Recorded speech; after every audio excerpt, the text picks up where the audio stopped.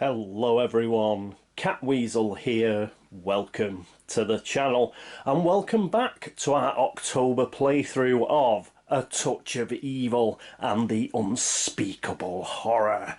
Yes, we are back in Shadowbrook, Echo Lake and the coast, and we're just about to do turn 3, but before we do, oh yes, there's some corrections, so without further ado, let's get to Catweazle's Cock-Up Corner. Okay, here we are, Catweazle's Cock-Up Corner. And what did I get wrong? Well, as you can see, it involves Anne-Marie.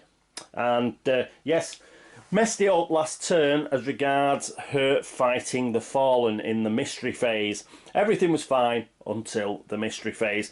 Then what I had happen was the Fallen, I said that it would probably head towards the town hall over there in Shadowbrook, even though the town square was probably nearer. And the reason for that was Echo Lake, and I didn't think it would be able to get over the lake here.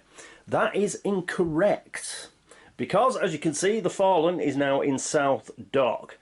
When it moves, it doesn't have to take any of these extra moves for in Echo Lake or over on the coast, for example, into account. It can just move straight across them. Because it can do that, it would have headed towards the town square over here in Tidewater, and it wouldn't have headed off this way, so it wouldn't have attacked Anne-Marie.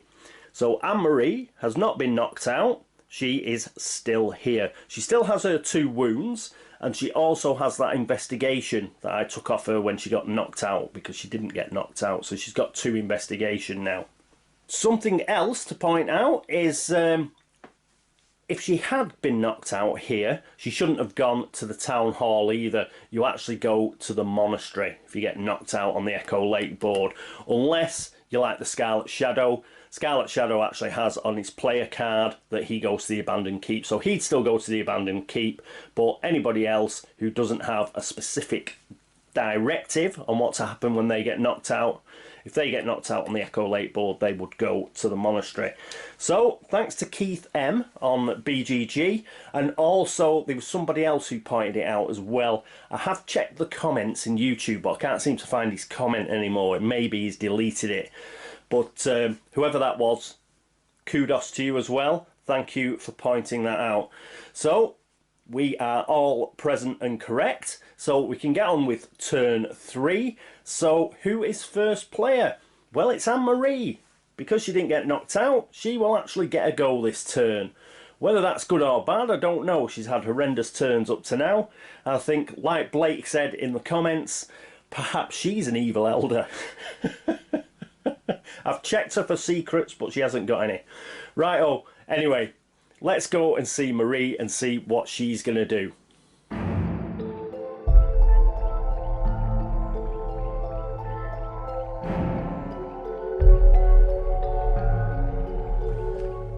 And here we are with Marie. So first of all, it's good old roll to move.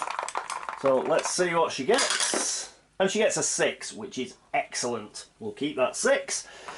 What is she going to do? Well, yes, she's going to move. Now, she's not going to go back to the monastery. She could do without lingering, because remember, she fled from that particular... she got attacked at the monastery and she fled. So going back to the monastery wouldn't count as lingering. But she's going to go to the inn instead. And that's easy because it's only 2 moves away. So she's going to go 1, 2 here to the inn. So what we'll do, there is some... text on the map for the inn, so we'll zoom in and we'll see what that is and what she is going to do. And here we are with Marie at the inn. So let's read this text. Before encountering, gain 2 investigation or heal 1 wound. Now normally I take the 2 investigation. It's an inn. Obviously there's a load of people there in the common room, in the bar, they're all chatting away, you get to learn stuff, so that's how you get investigation from the inn. But it's also a place of rest and recuperation, and that's where you get your healing from. And we are going to heal a wound, because she does have 2 wounds, so we'll put that back in the supply. She's only got 1 wound now. But unfortunately it means she cannot get any investigation. She wasn't able to have a chat and a gossip because she was busy getting her wounds dressed. Having done that, she now needs to encounter the space. She does have 2 investigation, but we're not going to look at any secrets or buy any layer cards or any of that palaver. Let's get straight into the encounter. So here is the index, which I've got out ready. Chris wanted to see some crap shuffling, so always happy to accede to the requests of my viewers. So there you go, mate, some crap shuffling, and we'll do a cut and let's see what we get. What's this? Coachman. Ally, male, transport, excellent. You may move an extra 2 spaces each turn as long as you do not enter the fields or marsh. Limit 1 transport. Looks like the work of vampires. I hate vampires. So there you go, even a bit of crappy like voice acting there.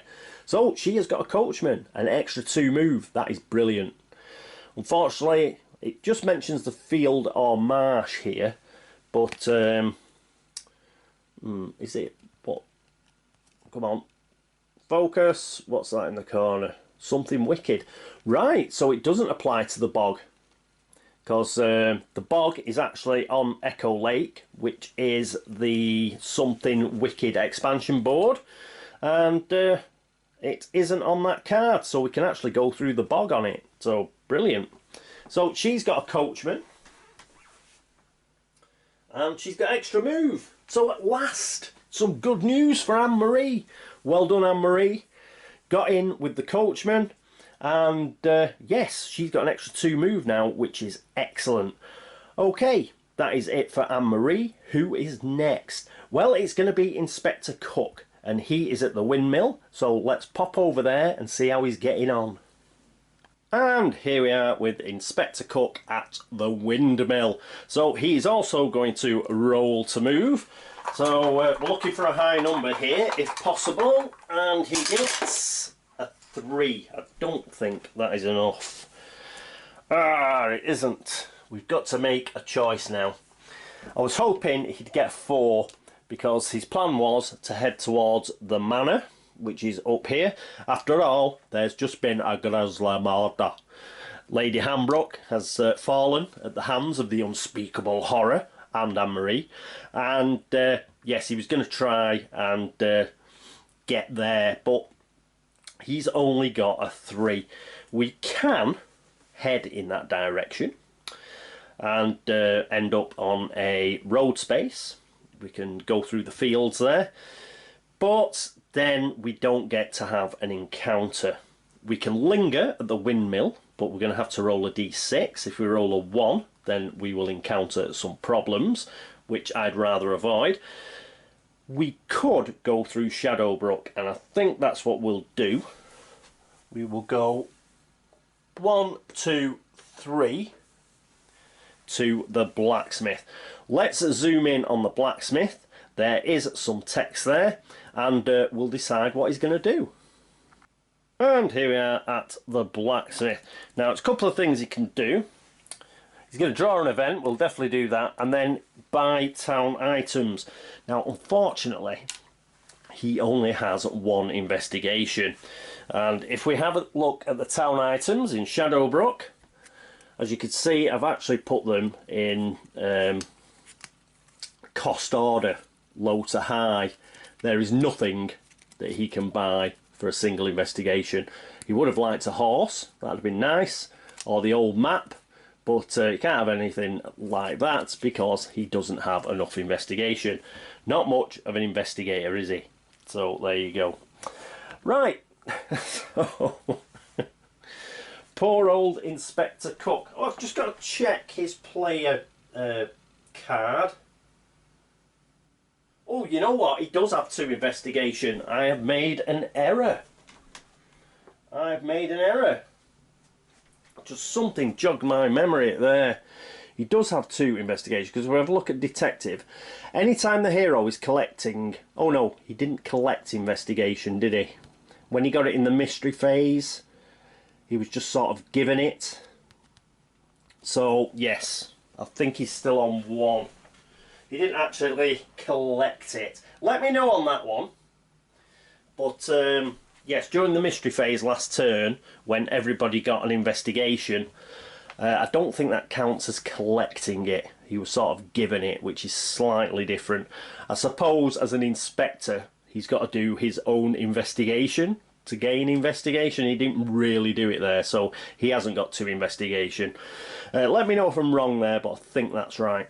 Okay, anyway, back to the blacksmith. All we can really do is get an event, so that's what we will try and do. So we'll do a cut. We'll do it about halfway and see what event card we get. I'm not doing any crap shuffling with these decks because they're just too big, so sorry Chris.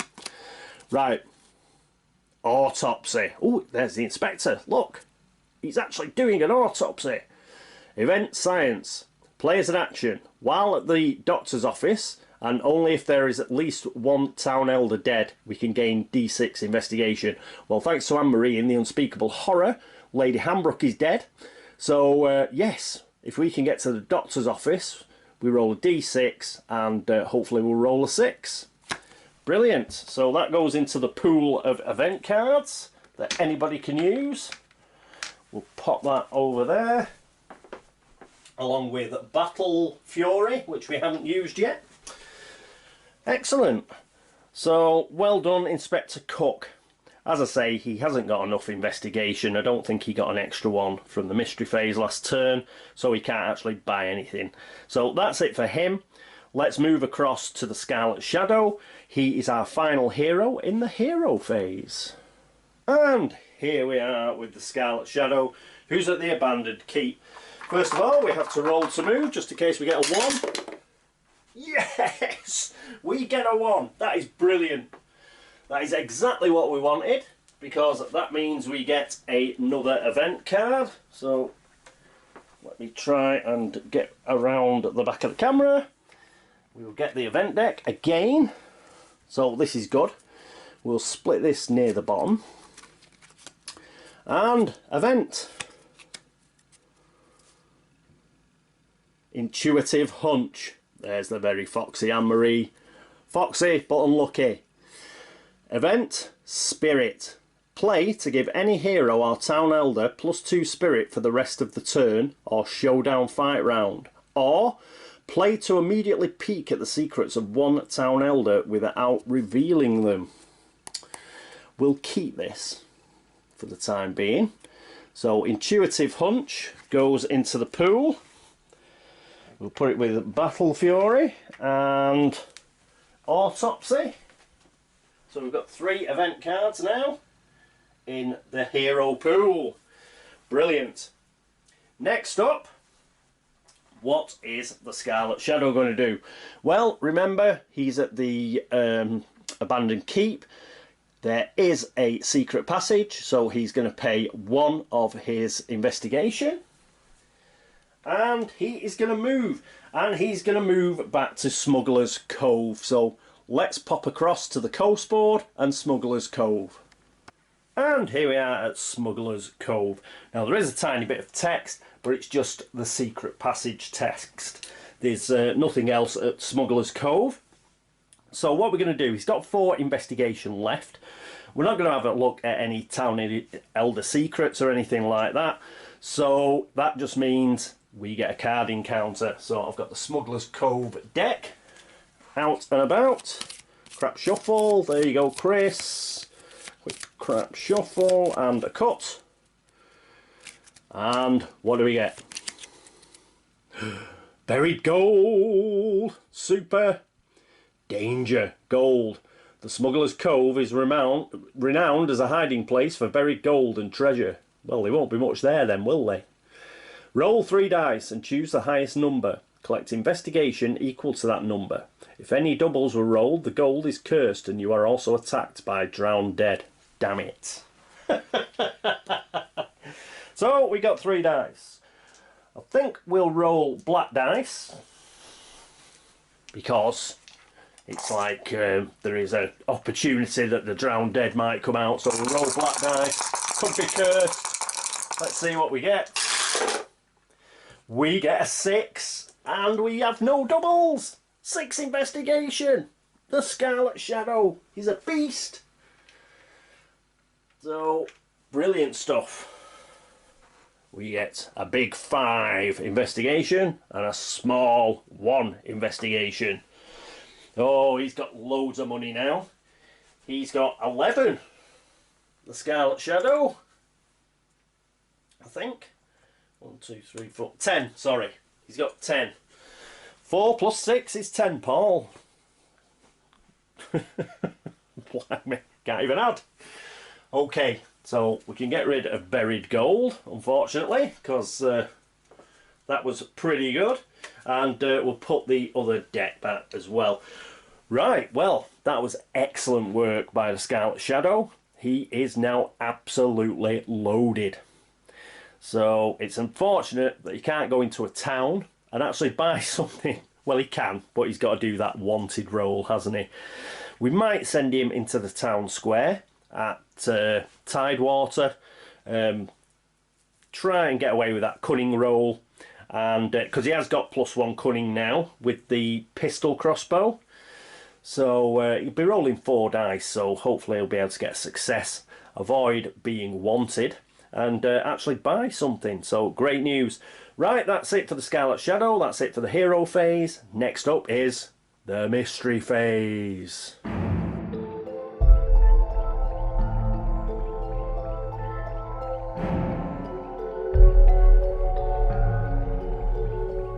And here we are at the mystery phase. Okay, first things first, minion movement. Now, the Fallen on the minion chart doesn't move. Yeah, it says nothing about him moving in the mystery phase, so he stays there. We may get a mystery card like we did last turn, and he may move, but as it stands, he's not going anywhere. Then we have a look at the Unspeakable Horror, and he has the End Time special ability. So we're going to get the old summoning ritual. I've got the summoning circle here. We've got to find out where it's going to go. So that is a lair card. So here is the lair deck. We'll do a quick cut and we'll find out where it's going. It's going to the Stone Bridge. Now, I think the Stone Bridge is on the Tidewater board. So good stuff. So pop that back in there. Pop the lair cards back. And the Stone Bridge is indeed just there. So we'll pop the summoning circle on. Then we've got a roll, because it may have a minion with it. So where's my shaker? There's my shaker. So we need a 1, 2 or a 3 to avoid a minion. This is the time to roll low. And we roll a 4, which is a crimson hand. Damn it. So let's get a crimson hand marker. And we're going to pop that at the Stone Bridge. There we are. So the crimson hand, they're actually there, making a summoning circle at the Stone Bridge. That's a bit of a bummer, because it's just another minion, and it's quite close to the town square in Tidewater. So if we actually move 2, like we did last mystery phase, it'd get as far as the barracks, which is right next to the town square. So we probably have to send the Scarlet Shadow in to try and kill him. Alright, anyway, that's where they are. That is it for the summoning ritual for this turn. So we'll move across to the snappily named Advanced Cooperative Mystery Phase chart. So we roll 2. In fact, we should really be rolling the black dice, shouldn't we, on these? Roll the black dice, Paul. Right, we don't want a 2. That is what we don't want. We get a 4, but a 4 means I've got to, I think it's that honour bloody roll. You know where I rolled 5 last time? So we could end up with more bad elders. Lies and deceit, yes. Roll a d6. Any town elder with an honour equal to or less than the roll gains 1 secret. If any town elder has 2 or more secrets, we immediately reveal them all. Oh, let's roll a die. Watch me get a 6 or something. Everybody's going to get revealed, I think. Okay, a 4. I think that's pretty much everybody. Right, who has got more than 4? Lord Hambrook, he doesn't get a secret. Oh, Sophie the Midwife doesn't either. The Harbour Master's fine, but Dr. Manning, the Reverend Harding and Magistrate Croft all get an extra secret. So let's get them. So it'll be Dr. Manning first. Then it will be the Reverend Harding. And then it will be Magistrate Croft. So all these guys are going to go up to 3 secrets. So let's get the secret deck. The Unspeakable Horror is just going to have like an army of evil elders. Crap shuffle for Chris. And a cut. So Dr. Manning and his extra secret. Reverend Harding and his. And Magistrate Croft and his. And reveal time. Put that back. No! So Dr. Manning is first. Let's see what secret he picked out first. Oh, it was a little secret. So what is it?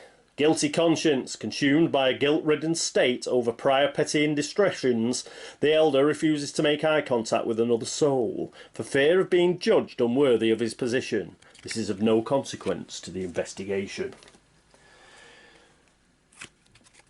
His second secret. He's evil, might have guessed. The elder either is the villain or is in direct control of the villain. If revealed, the town elder immediately flips to become an evil elder and joins the villain. Do not discard the secret. The villain gains an extra +2 wounds, and this evil elder may not be targeted in a fight. We'll just have it before we flip him onto his bad side. We'll see what the other secret was. And a coward. So this was another one where he might have run off, but this and this pay no mind to them. They don't count. It's just the evil secret. The evil secret transcends all other secrets.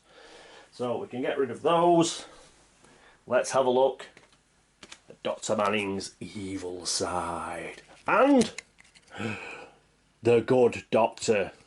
Perhaps you should call him the bad doctor. +1 combat as well. +1 wound. +3 wounds. The Unspeakable Horror is just unspeakably horrific. And yeah, we will move him to the Unspeakable Horrors board in a bit. Let's find out more bad news. Reverend Harding is next. The secret that he just got. Servant to darkness, so he is evil. Working in the shadows, this town elder has been seduced by the dark promise of power and riches. They are now an evil shell of their former self, little more than a henchman of darkness.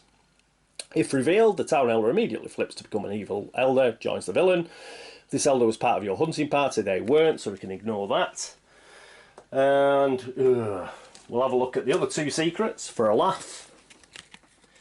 He had a little secret of being a drunkard, which was no effect. And his final one was another little secret. He was a war criminal. God, you know, there are some nasty pieces of work hanging around Shadowbrook, aren't they?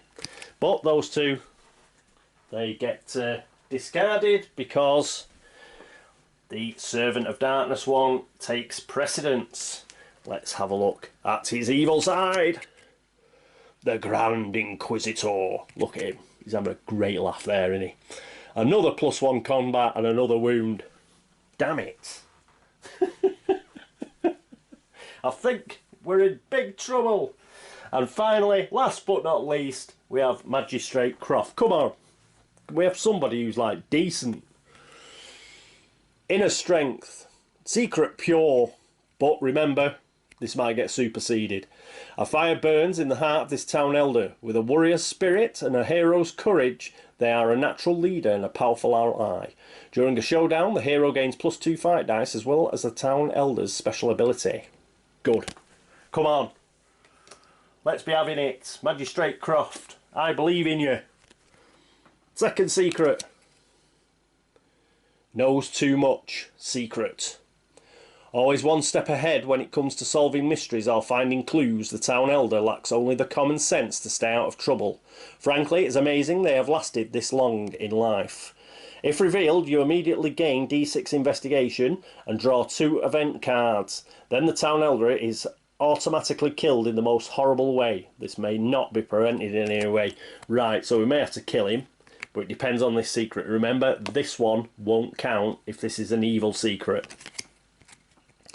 Little secret, full of lies. Without shame or remorse, this town elder spins tales of their exploits and sows seeds of deceit amongst their rivals. No deed is too small to steal credit for. No amount of praise is ever enough. This is of no consequence to the investigation.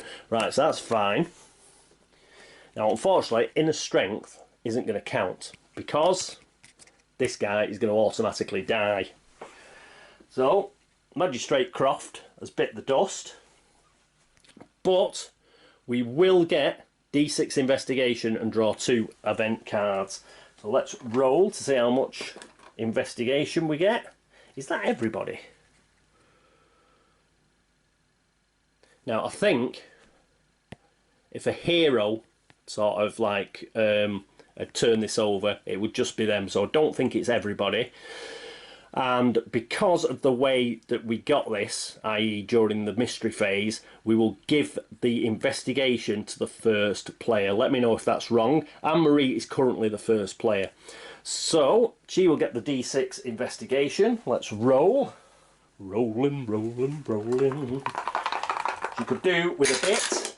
She gets 5. That's brilliant. So, she has got 5 investigation as well. So that's 7, which is excellent. That is great news. And we get 2 event cards. Now these are pool cards anyway, so it doesn't matter. So a cut. And aggressive combat. So event combat. Play to give any hero, minion or villain +2 combat for 1/5 round. Brilliant. That'll go to the pool. And next up, play immediately militia. Place a militia marker at any named space on the board. Limit 1 militia marker per space. Stand fast, men. Watch for anything unnatural. Right, so we get rid of this. But we will get a militia marker. I shall dig one out for you. Won't be a moment. And here's the militia marker. So it gives, if you're on the same space, you get +1 combat and a wound off a militia. Now, where are we going to put it? I think we're going to put it at the stone bridge. So they've heard tell that there's something going on at the stone bridge, and the militia have turned up. So we're going to plonk them there, by the stone bridge. And we're going to try and get the Scarlet Shadow there. And then he should have a bit of a, you know, a good chance of defeating the Crimson Hand. Remember, we've got to defeat the Crimson Hand in one go, really, because if you wound them, they start getting more fight dice, and we don't want that. Right, so... Oh, the poor Magistrate Croft. What a downer. He dies. He dies! So, got rid of him. And, right, I'll just go and rearrange all these evil elders and dead elders, and I'll be back in a moment. Oh, and I'll put that over. Put that over on our event stash. And I'm back. One other thing we've got to do is Town Elder's been killed, so that means the Shadow Track moves 2. So we get +2 wounds again on the Unspeakable Horror as we move down to 15 on the Shadow Track. However, the lair cost is only 8 now, so it only costs us 8 investigation to buy a lair card, and we could do that now. We have enough investigation. So put that back down there. So that is a bummer, and we haven't even drawn a mystery card yet. So that is it for the cooperative mystery phase chart, and we'll pop all that back. And yes, okay, right, mystery card. Here we go. Here's the mystery deck. We will do a cut and find out what other bad news is coming our way. This looks good, doesn't it? Unwelcome. Mystery Hysteria. If Mayor Carver is still alive, he's not. Every hero must immediately make an Honour 6... Oh, he is still alive, but he's an evil elder. Must make an Honour 6+ test. If failed, that hero must roll once on the villain's minion chart. If he is dead or join the villain, instead move the shadow trap 2 steps closer to darkness. We do not take kindly to unwanted guests. Blimey, it's like Royston Vasey, isn't it? It's like that. It's a local place for local people.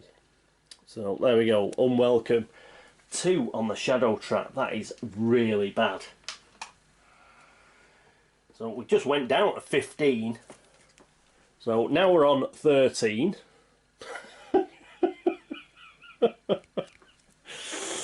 This could be over well before Halloween. If it is, we'll think of something else to play that's horror themed. Alright, so we're on 13 on the shadow trap now. So yes, well, that was a fun turn. So pretty par for the course for a touch of evil, to be honest. We did get a bit of shadow trap movement, I will admit. But not too bad as far as touch of evil goes. Bad things do happen, and yes, bloody hell, we've got 3 elders left with secrets. We've still got Sophie the Midwife, Lord Handbrook and the Harbour Master, but everybody else is either evil or dead. The Unspeakable Horror is going to end up with, I'm going to have to calculate that, so the end of the video, just have a look. But yes, his combat's gone up, his wounds have gone up significantly.